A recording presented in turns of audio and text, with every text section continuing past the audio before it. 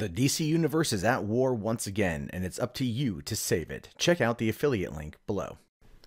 Hey, what's going on, everybody? My name is Matt Jarbo. This is $3 Theater, and you know, Hellboy is coming back. I talked about this a couple weeks ago. We know that no longer is Guillermo del Toro and Ron Perlman attached to the project, which is so fucking unfortunate. But they are set to reboot the franchise as a dark, hard R kind of graphic horror, so to speak, right? Trying to go back, I think, to the darker roots of the Hellboy franchise. And that might be a little bit hard of a sell to some extent to people who loved the first two films, because while they might have been dark in theme, they were not dark in tone. There's a very big tongue-in-cheek factor to it all, and I'm hoping they don't lose that.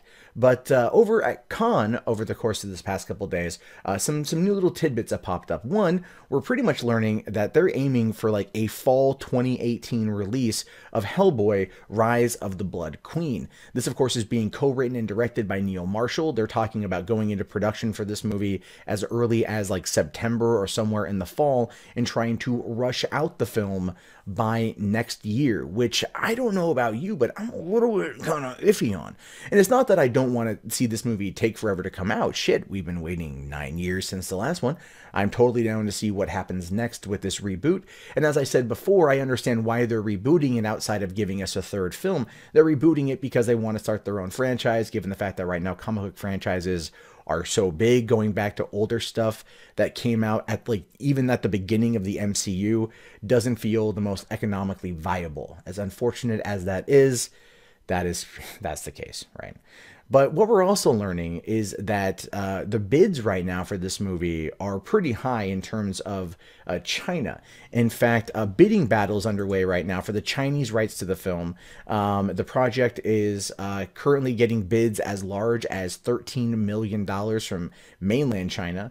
The film is one of the hottest in the film festival. International buyers are understood to have been told that the picture is guaranteed a 2,000 screen release in North America, as well as whatever's going to happen in China. I mean, but then again, the Chinese market could be weird.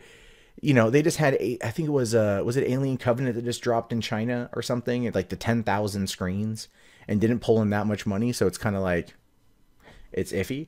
But looking at Hellboy as a whole, I'm wondering to myself, you know, is the Chinese influence going to have a problem with this particular franchise? Because this deals a lot with, like, you know, fairies and demons and Satan and religion. And when it comes to spirits and mysticism and ghosts, China's having issues with this. So what this tells me, no, I'm not even kidding you. Like Ghostbusters, I don't even know if it came out in China because it dealt with ghosts. They don't want ghosts at all in China because of how their religious structure is. So a movie about, you know, like Hellboy that deals with, you know, a kind of a boy from hell that fights other demons and shit, that's going to be very tricky when it comes to securing the Chinese financing, especially when it comes to telling the story, which makes me really, really, really wonder what to expect from this. Because if it starts getting kind of watered down and knocked down and everything else because of those restrictions and the taking of Chinese money, even if it's just securing the rights, the film rights to release in mainland China, that's going to put some influence and pressure on the filmmakers in order to appeal to that audience and to get through the ratings board of China. I'm really curious to see what's going to happen, because this R-rated take on this franchise might be R-rated, but when it comes to the content that those in the BRPD fight, it may be neutered, and that's not going to do well with the American market. The American market that might know the comics and want to see the comics and want to see it succeed. But it still goes back to my whole thought process about how the studios, right? These studios now, they don't care.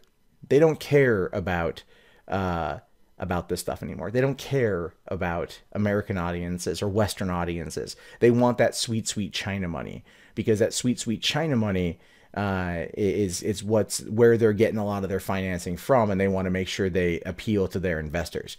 And that just means that we, as consumers of film and consumers of these products, are getting dumbed down stories that are easily translatable and don't offend people and nations where there might be lots of cash. It's just unfortunate. It's unfortunate because you can see it happening.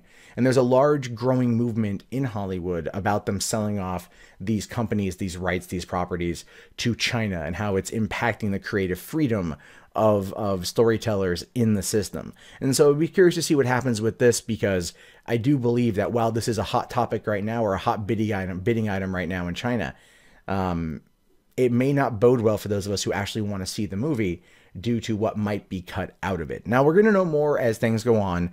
We're going to know more probably come Comic-Con. That seems like the best place to talk about it. I don't think we're going to be able to see any footage because they're not going to start shooting until this fall. But then next Comic-Con 2018, we'll probably see more of it there. And we'll maybe have a better idea. And maybe I'm wrong. Maybe I'm wrong, and maybe it's not going to be like this.